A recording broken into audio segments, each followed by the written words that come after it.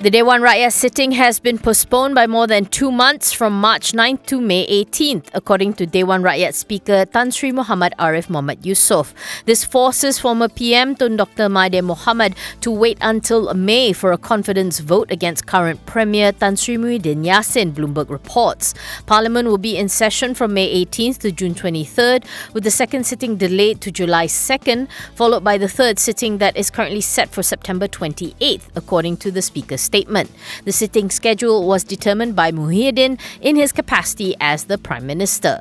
According to Bloomberg, this will give Muhyiddin extra time to shore up support and prove his majority in Parliament. However, it will also extend the period of uncertainty following the political turmoil that plagued the country last week.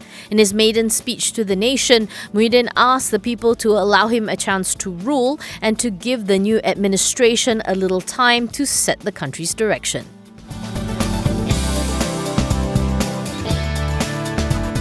Tenaga Nasional has completed its acquisition of two UK-based renewable energy firms for £18.6 million or 100 million ringgit. According to a BOS filing, TNB's unit, Tenaga Wind Ventures UK, had acquired the remaining 20% stake in GVO Wind and Bloomerang Capital.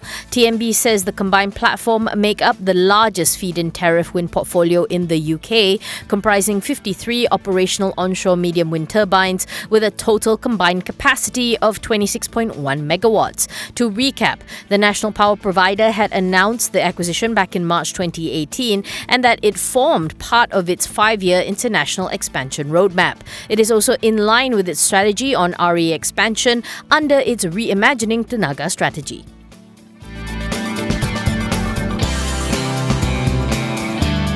Former FT Minister Datuk Sri Tunku Adnan Tuanku Jaafar went into a rage at High Court today after the net worth of his assets became public knowledge at his trial. Tunku Adnan, also known as Kunan, had earlier put forth an application to have his asset declarations be heard in camera rather than in open court.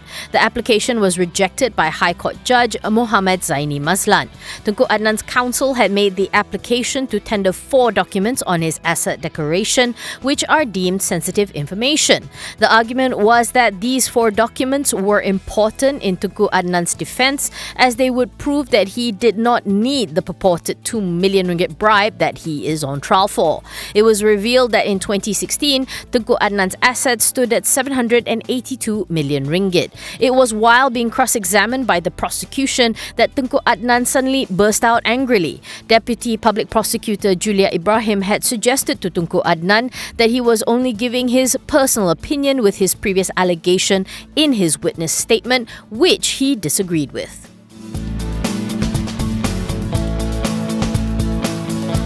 Eden Inc. has received compensation amounting to 16.71 million from the Malaysian government due to the compulsory disposal of Eden's 6.39 hectare Pahang land for the proposed ECRL project. In a statement to Bursa Malaysia, Eden says the acquirer of the leasehold industrial land in Mukim Sungai Karang is Malaysia Rail Link, which has been appointed as the asset and project owner of the ECRL. Malaysia Rail Link is wholly owned by MOF Inc. The land was disposed under Section 18 of the Land Acquisition Act 1960. According to Eden, the land is charged to RHB Islamic Bank for an Ijara loan facility granted to Eden. The proceeds from the compensation will be used to pare down the remaining balance of the loan.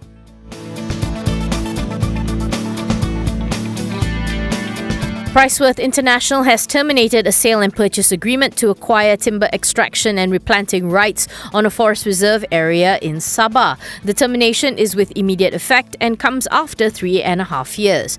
To recap, in October 2016, Priceworth's unit GSR announced the plan to buy Rumpun Capaian for 260 million from Transkripsi Pintar. Rumpun Capaian's unit has a 100-year concession starting from 1997 to carry out harvesting, forest management and rehabilitation and industrial tree planting in Trusmadi, known as Forest Management Unit 5. Priceworth says that since the log harvesting of FMU 5 has yet to recommence since July 2018, the company is unable to raise the necessary funds to fulfill the payment terms. Notwithstanding the termination, the group still has existing timber concessions totaling 27,900 hectares and continues to explore other business opportunities.